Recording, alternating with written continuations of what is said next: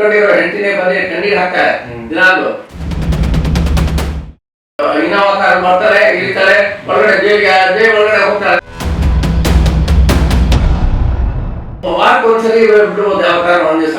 ಇಷ್ಟ ಬಂದಾಗೆಲ್ಲ ಹೋಗುವಾಗಿಲ್ಲ. ಇಷ್ಟ ಬಂದಾಗ ಈಗ ವಿಜಯಲಕ್ಷ್ಮಿ ಹೋಗ್ತಾ ಇರಲ್ಲ, ಎಲ್ಲರಿಗೂ ಕೊಡ್ತೀರಾ ನೀವು? ಯಾರಿಗೂ ಕೊಡೋದಿಲ್ಲ ಸ್ವಾಮಿ. ವಿಜಯಲಕ್ಷ್ಮಿ ಒಬ್ಬರಿಗೆ ಕೊಡ್ತಾ ಇರೋದು. ದರ್ಶನ್ಗೆ ಸಭ್ಯತೆ ನೋಡು ಕೂಡ ಆತನ ವರ್ತನೆ ನೋಡು ಕೂಡ ಬೇಲ್ ಆಗೋ ಚಾನ್ಸಸ್ ಕೂಡ ಇರುತ್ತೆ. ಹೌದು, ಅವನಿಗೆ ಬೇಲ್ ಆಗ್ಲಿ ಅಂತ ಹೇಳಿದ್ರೆ ನಾವು ಇದು ಮಾಡ್ತೀವಿ. ಸಭ್ಯತೆಯಿಂದ ನಡ್ಕೊಂಡು ಹೋಗಪ್ಪ, ಬೇಡ ಇದೆಲ್ಲ. ಯಾಕಂದ್ರೆ ಕಟ್ಕೊಂಡಿರೋ ಹೆಂಡತಿನೇ ಬಂದು ಕಣ್ಣೀರು ಹಾಕ್ತಾರೆ ದಿನಾಲು. ಅದು ನಾನು ಅವ್ರಿಗೆ ಬಿಡಂಗಿಲ್ಲ. ಯಾರಿಗೆ ವಿಜಯಲಕ್ಷ್ಮಿ ಅವ್ರಿಗೆ ಅದ್ ಯಾವ ಇದ್ರಲ್ಲಿ ಪ್ರಿನ್ಸಿಪಲ್ಸ್ ಅಲ್ಲಿ ಅವರು ಜೈಲ್ ಅಥಾರಿಟೀಸ್ ಬಿಡ್ತಾ ಇದಾರೋ ಗೊತ್ತಿಲ್ಲ. ಡೈರೆಕ್ಟ್ ಆಗಿ ಅವಳು ಇನೋವಾ ಕಾರ್ ಬರ್ತಾಳೆ, ಇಳಿತಾಳೆ, ಒಳಗಡೆ ಜೈಲ್ ಒಳಗಡೆ ಹೋಗ್ತಾಳೆ ಅಂತ ಹೇಳಿದ್ರೆ ಅದು ಜೈಲು ಮ್ಯಾನ್ಯುವಲ್ ಪ್ರಕಾರ ಅದು ಎಗನೆಸ್ಟ್ ಇದೆ. ಹೌದಾ ಸರ್? ಜೈಲು ಒಳಗಡೆ ಬಿಡುವಾಗಿಲ್ಲ? ಇಲ್ಲ, ಅದು ವಾರಕ್ಕೊಂದ್ಸಲಿ ಬಿಡ್ಬೋದು ಯಾವ ತರ ಒಂದ್ ದಿವಸ. ಇಷ್ಟ ಬಂದಾಗೆಲ್ಲ ಹೋಗುವಾಗಿಲ್ಲ. ಇಷ್ಟ ಬಂದಾಗ ಈಗ ವಿಜಯಲಕ್ಷ್ಮಿ ಹೋಗ್ತಾ ಇರಲ್ಲ, ಅದು ಡೈಲಿ ಹೋಗಂಗಿಲ್ಲ. ಡೈಲಿ ಊಟ ತಗೊಂಡ್ಬರೋದು, ಅವನ ಜೊತೆಗೆ ಇನ್ನೊಬ್ಬ ಬರೋದು, ಮಾವ ಬರೋದು, ತಮ್ಮ ಬರೋದು, ಇದೆಲ್ಲ ಆಗೋದಿಲ್ಲ.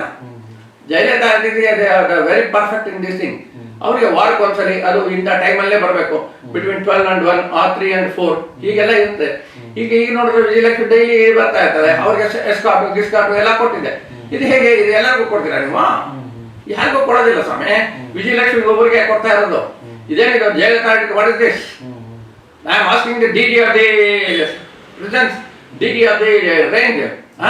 ನೀವು ಇದನ್ನ ನೋಡ್ತಾರೆ, ಏನ್ ಹೈ ಸೆಕ್ಯೂರಿಟಿ ಫೈಲ್ ಅಲ್ಲಿ ಹಾಕಿ ಇದು ಮಾಡ್ತಾ ಇದ್ದಾರೆ. ಸರ್ಕಾರಕ್ಕೂ ಕೇಳಬೇಕಾಗುತ್ತೆ ನಾವು. ಇದನ್ನೇ ನೀವು ಮಾಡ್ತಾ ಇರೋದು? ನಾನ್ ಕೇಳಬೇಕು ಅಂತ ಹೇಳಿದ್ರೆ ಎಲ್ಲರಿಗೂ ಮಾಡಿ.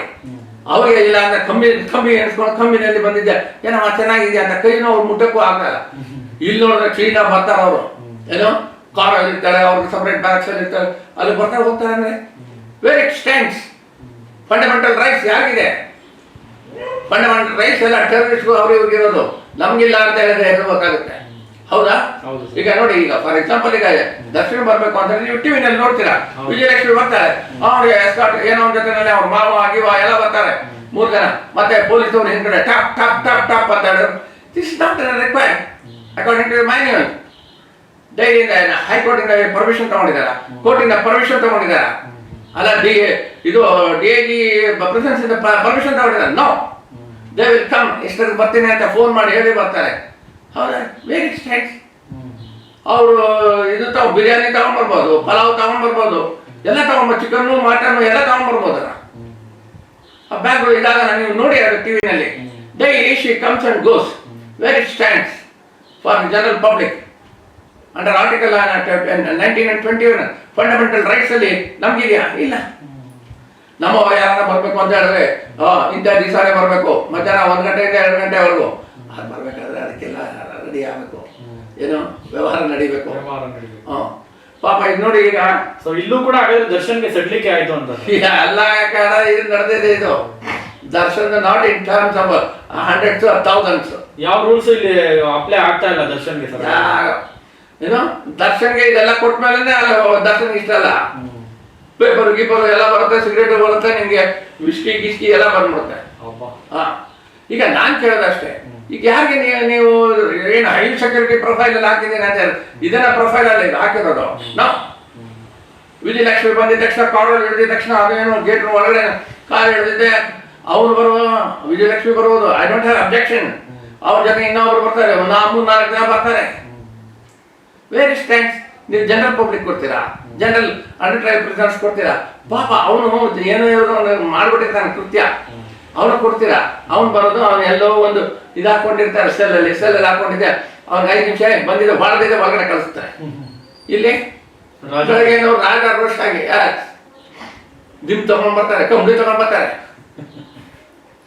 ಈಗ I wanted to see inside the jail of the barracks of the Darshan. ಏನಪ್ಪ ಇವ್ನಿಗೆ ಇದೆಲ್ಲ ಕೊಟ್ಟಿದಾರಲ್ಲ ಅಂತ ಹೇಳಿದೆ. Is an entrepreneur, I don't have objection. ನೀವು ಏನೇನೋ ಕೊಟ್ಕೊಳ್ಳಿ, ವ್ಯವಸ್ಥೆ ಮಾಡಿ. ಅವನಿಗೆ ಸರ್ ನನಗೆ ಇದಿಲ್ಲ, ನನಗೆ ಸಂಡಾಸ್ಗೆ ಹೋಗೋಕ್ಕಾಗಲ್ಲ, ನನಗೆ ಇದು ಸರ್ಜಿಕಲ್ ಇದೇ ಬೇಕು ಅಂತ ಹೇಳಿದೆ. What it means?